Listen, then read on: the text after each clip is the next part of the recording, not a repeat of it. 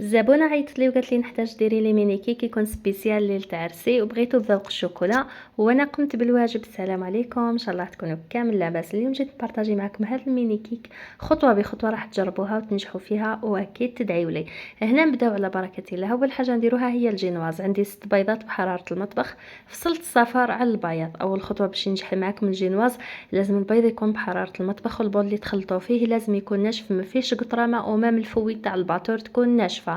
هنا نديرو رشه ملح لهذاك البياض ونطلعوه على سرعه منخفضه، ومن بعد نلوحو السكر بالتدريج، وكل وان تلوحو السكر كل وان تزيدو في الفيتاس تاع الباتور حتى يطلع لكم هذاك البياض، ونتحصلوا على ميرانغ. كي نتحصلوا على الميرانغ صايي نحبسو ما نخلطوش. نجيبو الصفار نديرو له لاروم اللي حبينا، سواء شوكولا ولا كراميل ولا فاني كيما تحبوا. وتقدروا تستغناو على المنكهات هذو، خاطر راح نديرو الكاكاو بودره، هو راح يعوض لكم الذوق تاع الشوكولا كامل. هنا الميرانك تاعي راهو قريب يوجد، ما قعدوا خلطوا مليح مليح حتى يجيكم الخليط حاكم روحو مليح كيما لهنا في الفيديو. صاير راهو واجد. راح نلوح الصفار هذاك تاعي لا دفعات، درت له لاروم تاع الكراميل هكا باش نعزز النكهه هذيك تاع الشوكولا ويجيني الكو مدوزي. تلوحوا هكا بالتدريج وكملوا خلطوا حتى يندمجوا مكونين في زوج. هنا كي نكمل ندير النواشف لازم نغربلهم. لهنا راح ندير 3 مغارف، 4 مغارف كبار معمرين بومبي فارينه، ونزيد معاهم 2 مغارف معمرين كبار تاع كاكاو، حتى هما لازم يكونوا بومبي. والفارينه نغربلوها بالتدريج، نديرو 3 مغارف كبار نغربلوهم، ومن بعد نزيدو باقي الخليط. لازم تغربلوا النواشف تاعكم باش ينجح لكم الجينواز. وكي نجيو نخلطوه هكا نطلعوه من الفوق لتحت، نجيبو سباتيلا هكا ولا بالفوي وتبقاو تخلطوا بهذه الطريقه حتى يندمجوا المكونات كامل مع بعضهم. نكملوا باقي المواد الناشفه اللي هي الكاكاو، ونزيدو شويه تاع فرينه، خاطر في الاول درت 3 مغارف كبار بومبي فرينه، وزدت دركا 2 مغارف كبار بومبي تاع الكاكاو، وزدت معاهم مغرف تاع فرينه، يعني يجيو 4 مغارف فرينه و2 كاكاو. خلطوا بهذه الطريقه. من الافضل ديروا الكاكاو البني باش تحصلوا على الذوق تاع الشوكولا، خاطر الكاكاو الاسود يجي مر شويه، ولكم الاختيار. هنا كملوا نخلطوا المكونات هذو كامل من الفوق لتحت حتى يندمجوا مع بعضهم، ونجيبوا بلا فيه ورق الطهي ونفرغوا فيه هذاك الخليط. الكوشه تاعنا لازم تكون سخونه، نشعلوا لها من تحت نار متوسطه. كي يطيب الجنواز تاعنا تشوفوه نشف على لي كوتي، طفيو عليه وتشعلوه من الفوق غير ينشف برك، وطفيو عليه وتجبدوه. هنا جبت السرسو هذا اللي يزيدو نقص الشكل تاعو مربع، ودرته في البلا تاع الكوشه هكا، وفرشت له من تحت ورق الطهي، ونفرغ كامل الخليط داخله. لهنا نقصت فيه شويه، يعني القطر تاع البلا هذا راهو نورمالمون 38 سنتيم على 28. انا السرسو نقصت فيه شويه خاطر راح ندير ميني كيك. نمشيو بسباطيل هكا باش الجينواز تاعنا يجينا على استقامه واحده، وما يجيش مايل على جهه وجهه لا. ومن بعد كي نشوف باللي الجينواز راهي واجده وجات قد كيما حبيت، انا راني نقصت شويه في السرسو، خاطر جاني الخليط باللي راهو قليل شويه على السرسو. ليسونسيال درتو يطيب. هنا عندي شوكولا في جيكاو دادا بنيه. الوصفه هذه نورمالمون تاع الكاناش راني درتها في الكيكه اللي فات تاع حنه العريس. هنا ذوبتها على حمام مائي وزدت لها الحليب اللي هنا نزيدو بالتدريج حتى نحصلوا على خليط يجي حاكم روحو، ما يجيش جاري بزاف. ومن بعد نخليه يبات ليله كامل، ومن بعد نطلعوه غدوه من ذاك. شوفوا لهنا يعني الكاناش هذه راهي ما عندهاش كيله معينه ولا مقدار معين، غير تذوبوا الشوكولا على حساب الكيكه تاعكم. انا هنا درت كونتيتي كبيره خاطر راح ندير طارطه كبيره، ونزيد الباقي نديرو في الميني كيك هذه اللي خدمت. يعني درت لهنا 2 بيض كبار شوكولا في جيكاو دادا بنيه تاع 500 غرام، يعني درت كيلو. والحليب تحت غير بالتدريج برك حتى تحصلت على الخليط اللي بغيت انا. جا ماهو جاري بزاف، ماهو حاكم روحو بزاف. خليته يبات ليله كامل. غدوه من داك راني راح نحيه من الصحن هذا ونردو في البول باش نطلعو مليح. الكاناش هذا تقدروا تزينوا به الكيكات من الفوق، تقدروا تزينوا به الكاطو صابلي، اي نوع من الحلويات عندكم. هنا نضربوا بالباتور هكذا مليح، واذا شفتوا مازال حاكم روحو نزيدوا له شويه تاع الحليب، يجي بنين بزاف. ووصفه اقتصاديه. تقدروا تذوبوا الشوكولا ديريكت وتخليوها تبرد شويه، من بعد كي تطلعوا كرام شونطي تلوحوها بالتدريج على هذيك الكريمه. بصح لا انا فضلت ندير هكا خير باش تجيني كرام شونطي حلوه، خاطر جربت درتها بالشوكولا هكاك برك جاتني شويه ناقصه حلاوه. المهم يا البنات كي تجربوا الوصفات هذو نتوما كي تذوقوا درك تعرفوا واش نقصد. الخليط تاعي راهو واجد صايب. بعد ما طلعته زدت له شويه تاع حليب، بغيتو يجيني سائل هكا. نفوتوا الكرام شونطيي. لهنا درت كيله تاع بودره الشونطيي بلونش ناج مع كيله ناقصه 2 اصابع ما بارد بزاف. ودرك نكملوا نطلعوا الخليط هذا هكا تاع كريم شونتيي حتى يجينا خليط حاكم روحو، تجي كريمه متماسكه وحاكمه روحها. وانا تعمدت اني نخلط في هذا البول اللي فيه الشوكولا اللي درت به الكاناش بعد، خاطر راح نديرو حشو. بصح كي تغلفوا الكيكه تاعكم من الفوق لازم الصحن يكون نظيف، ما يكونش فيه حتى قطره تاع شوكولا باش ما تخلطوش لي كولار. بعد ما طلعت الكريمه كملت راني زدت لها هذاك الكاناش اللي كنت خلطته معاكم كما شفتوا في الفيديو. بغيتو سائل هكذا باش تكثف لي الكريمه وتجيني شغل لاموس. وهذا هو القوام اللي تحصلنا عليه البنات. والبنه نتاعو ما عندي ما نقول لكم، كي تجربوها نتوما راح تعرفوا. درك نروحوا نمونطيو الكيكه تاعنا. هنا قصيت بسارسو نورمالمون القطر تاعو ديرو 11 سنتيمتر، خاطر راهي ميني كيك. انا لهنا جاتني كبيره شويه بصح نورمال، يعني الزبونه هذه تستاهل. خلي تاكل وتوكل منها بصحتها. المهم يا البنات، انا هنا ما عنديش سارسو اللي نقص به باش ندير القطر هذا اللي بغيت. حكمت كارطون قصيت رسمت فيه الشكل تاع القلب وقصيته بالمقص، ومن بعد حطيته على الجينواز هذيك تاع الورقه وقصيت بالموس تاع المنشار وتحصلت على الشكل هذا. مش اذا ما عندكمش امكانيات تقولوا ما نخدمش، لا لا.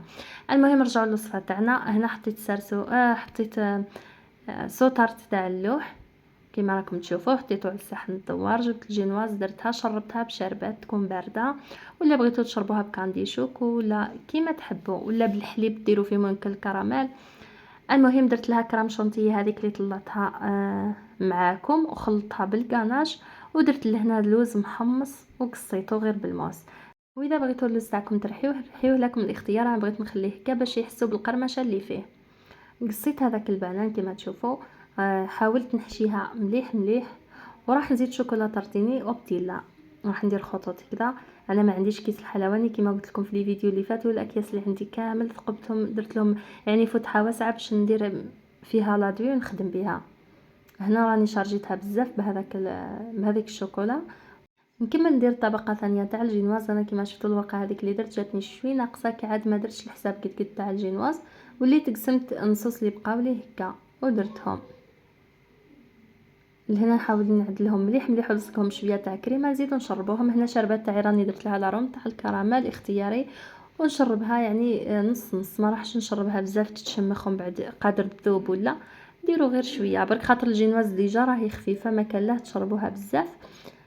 جبت الكيس الحلواني درت فيه كريم شونتي هذيك كما درت الطبقه الاولى، راح ندير الطبقه الثانيه. المهم انا ندير لكم هكذا وصفات. نتوما تبغيو تبدلوا الذوق، تبغيو تبدلوا الديكور كما تحبوا. انا نبارطاجي معكم الطلبيات اللي عندي وانتم تديو افكار. هنا زدت طبقه هكا مليحه نتاع اللوز. كما قلت لكم اللوز يا البنات حمصوه راح يمد لكم بنه روعه، سواء في لي غاتو ولا في لي طارت. وتقدروا تستغناو على اللوز ديروا الجوز. هنا راني زدت طبقه تاع شوكولا تارتيني، نزيدو نديرو البنان ومام الفراز بعد يمشي مع هذه الوصفه، يعني يمشي مع الشوكولا. هنا راني نديرو نمشيه كاع لي كوتي كامل باش منين ياكلوا يلقاو البنه.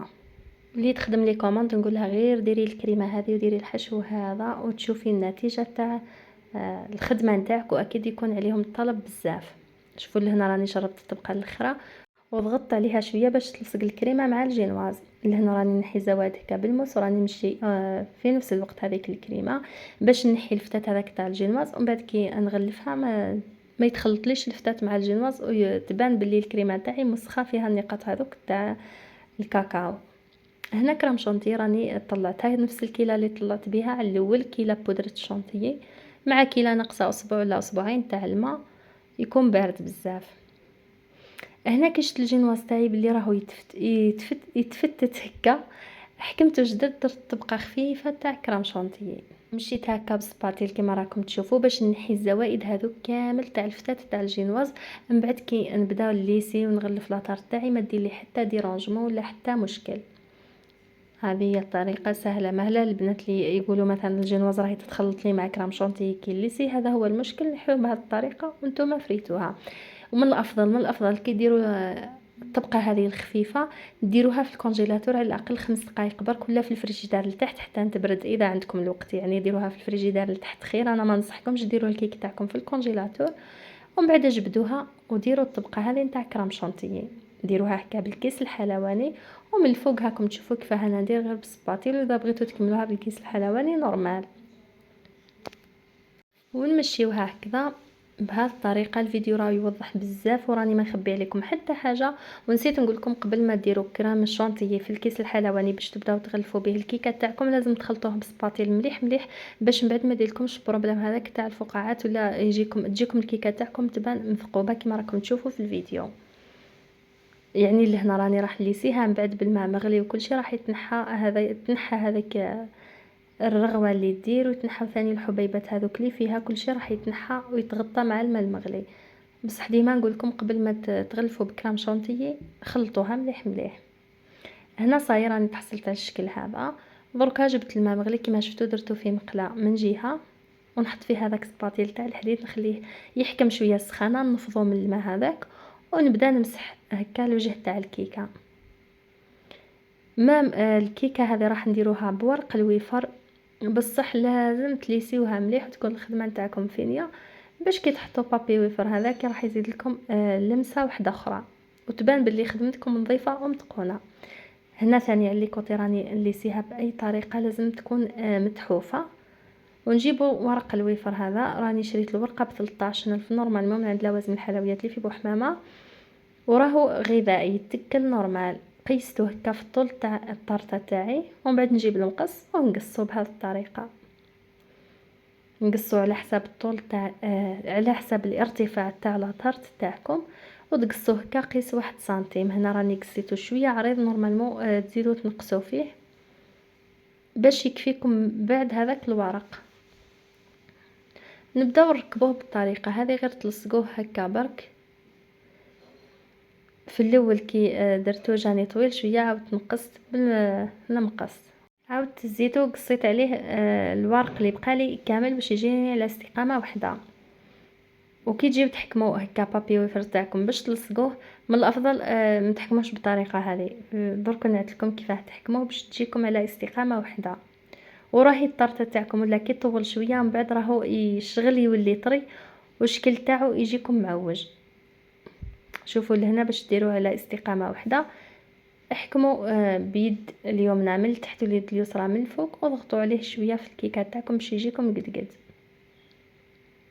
شوفوا لهنا هكا تجيني طريقه سهله. يعني في الاول جاتني شويه صعيبه ودات لي الوقت، بصح كي حكمت هكا ليه كملت درتها. وكي تكون الكيكه كيما هكذا يعني ميني كيك تحسبوها 150 وطلع. كي يكون القطر تاعها 11 سنتيم تجيكم صغيره، يعني لشخصين ولا 3 اشخاص برك. انا هنا كيف تقصيتها جاتني كبيره وكان عندي الضغط ولا شارج تاع لي كوموند، وليت درتها قلت المهم اللي كي دي غادي نتهنى نرتاحي خي تعرفوا الضغط كي يكون عليكم. هنا الديكور درتها هكا هي قالت لي ديري ورده حمراء برك، انا الورده هذيك جاتني صغيره وليت البيضه حداها. البريا البنات كل وحده تحسب كيما شرات السلعه نتاعها، اذا غابت لكم خلاها ضربوا السلعه في 2 تحصلوا على سعر الكيكه. المهم هنا راهي وجدت صاي، قلت لكم البابي هذا كي يطول شويه في الكيكه شوفوا كيفاه يجي موج، تحصلوا على التموجات هذو ويزيدوا النص في الكيكه تاعنا. بقى لي نقول لكم في امان الله والسلام عليكم.